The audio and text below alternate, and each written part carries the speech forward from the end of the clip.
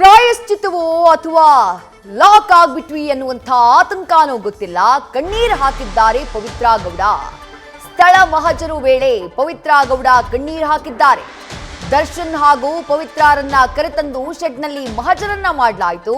ಇನ್ನಿತರ ಆರೋಪಿಗಳನ್ನೂ ಕರ್ಕೊಂಡು ಬರಲಾಗಿತ್ತು. ಮಹಜರು ಸಂದರ್ಭದಲ್ಲಿ ದರ್ಶನ್ ಕೈ ಕಟ್ಕೊಂಡು ನಿಂತ್ಕೊಂಡ್ಬಿಟ್ರೆ ಪವಿತ್ರ ಗೌಡ ಮಾತ್ರ ಸತತವಾಗಿ ಕಣ್ಣೀರನ್ನ ಹಾಕ್ತಾನೆ ಇದ್ರು.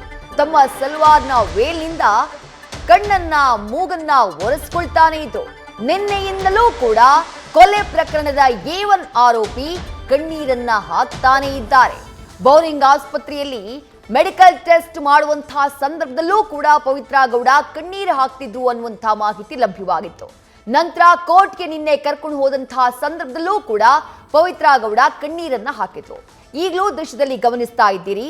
ಇದು ಕೆಲವೇ ಕ್ಷಣಗಳ ಹಿಂದೆ RR ನಗರದಲ್ಲಿರುವಂತಹ ಕೃತ್ಯ ನಡೆದಂತಹ ಶೆಡ್ ಏನಿದೆ, ಆ ಶೆಡ್ಗೆ ಆರೋಪಿಗಳನ್ನ ಕರ್ಕೊಂಡು ಬಂದು ಮಹಜರು ಮಾಡಿದಂತಹ ಸಂದರ್ಭದಲ್ಲಿ ದರ್ಶನ್ ಪಕ್ಕದಲ್ಲಿ ನಿಂತಿದ್ದಂತಹ ಪವಿತ್ರ ಗೌಡ ಕಣ್ಣೀರು ಹಾಕಿದಂತಹ ದೃಶ್ಯ ಇದು ನಿನ್ನೆ ಮೊದಲ ವಿಂಡೋದಲ್ಲಿ ಗಮನಿಸ್ತಾ ಇದ್ದೀರಿ. ಕೋರ್ಟ್ ಹಾಲ್ಗೆ ಕರ್ಕೊಂಡು ಬಂದಂತಹ ಸಂದರ್ಭದಲ್ಲಿ ಆಗ್ಲೂ ಕಣ್ಣೀರನ್ನ ಹಾಕಿದ್ರು ಪವಿತ್ರ ಗೌಡ. ರೇಣುಕಾ ಸ್ವಾಮಿ ಕೊಲೆ ಪ್ರಕರಣದ A1 ಆರೋಪಿ ಇವತ್ತು ಮಹಜರಿಗೆ ಕರ್ಕೊಂಡು ಬಂದಂತಹ ಸಂದರ್ಭದಲ್ಲೂ ಕೂಡ ನಿರಂತರವಾಗಿ ಕಣ್ಣೀರನ್ನ ಹಾಕಿದ್ದಾರೆ.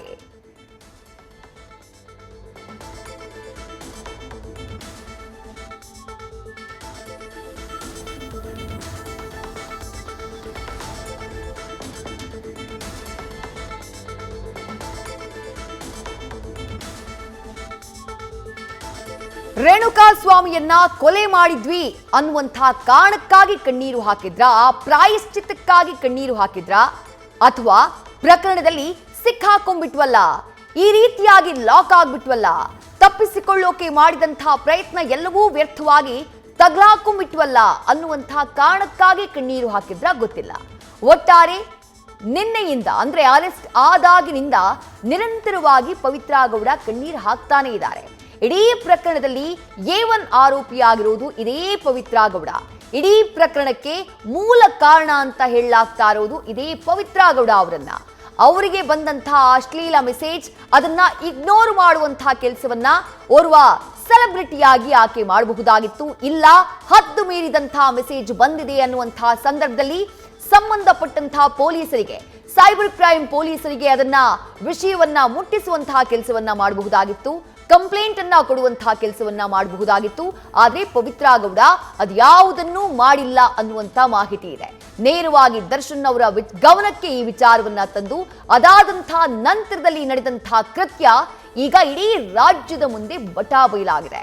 ಆ ಕೃತ್ಯಕ್ಕೆ ಮೂಲ ಕಾರಣರಾದಂತಹ ಪವಿತ್ರ ಗೌಡ ಕೋರ್ಟ್ ಹಾಲ್ನಲ್ಲೂ ಕಣ್ಣೀರು ಹಾಕಿದ್ದಾರೆ.